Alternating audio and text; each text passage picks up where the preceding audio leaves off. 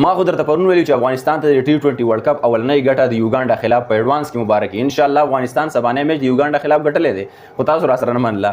افغانستان یو ډیر زیات زبردست او بهترین شکست د افغانستان یو ډیر زیات اهمه لوبه نننی میچ کې او د دې لوبې چې په کومه طریقه باندې یوګانډا ته هغې شکست ورکړی د دې به افغانستان ته ډیر زیات غټه فایده کیږي ځکه افغانستان ډیر زیات په غټ مارجن سره یوګانډا ته شکست ورکړ او دغه شانته کې په کار هم چې کمزورې ټیم د دې نه فایده اخیستل پکاري په هاي مارجن سره دغه میچ ګټل پکاري د دې به یو ایکسترا پوینټ مطلب رن ریټ چې کوم دی دا به د افغانستان د دې سره ډیر زیات خشي. افغانستان ډیر زیات زبردست او بهترین لوبه کړې او د دې ودې ته په اخر کې پته ولګي چې دې څومره فایده وکړه. نن ډیر زیات زبردست لوبه وشوه د یوګانډا ټیم په 58 رن باندې کمپلیټلی او ټوټل ټیم آوټ شو. که په بیټینګ در سره هم خبره کومه خو افغانستان نن 184 رنز ټارګټ ورکړی یوګانډا ته. یوګانډا ټوټل ټیم په 58 رنز مطلب په 2.15 رنز باندې د یوګانډا ټیم کمپلیټلی آوټ شو.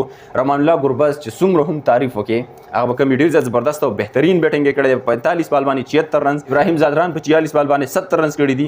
د سره چې کوم دی که په بالینګ باندې موږ خبرو وکړو نو فضل حق فاروقي انکریډیبل اینڈ آوټسټینډینګ بالینګ کړی دی. 15 وکټ هغه صرف او صرف 9 رنز ورکړي په 4 اوور کې. نوین الحق هم زبردست او انکریډیبل بالینګ کړی 2 وکټ هغه 4 رنز ورکړي په 2 اوور کې. د سره راشد خان هم کپتان هم ډیر زیات ښه بالینګ کړی دی خو سکور الیکشن سه اور کړي 12 رنز خو بهر حال د دومره میټر نه کوي.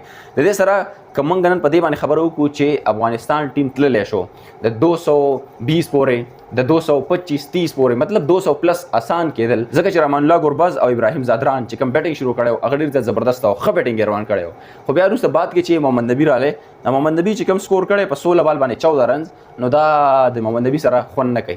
لګېدله داسې چې محمد نبی راشي دا 16 بال یوټیلایز کړي نو دا به ښه هاي ټارګټ میلاو شي هغې ته.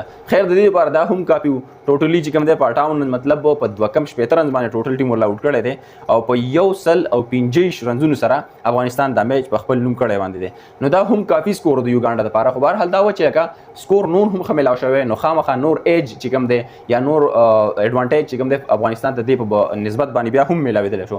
خو بهرحال افغانستان ته د ورلد کپ اولنۍ ګټه ډېره زیاته مبارکي میلاویږي. نو ویډیو کې تر هغه ته مال راکړي اجازت الله پامان.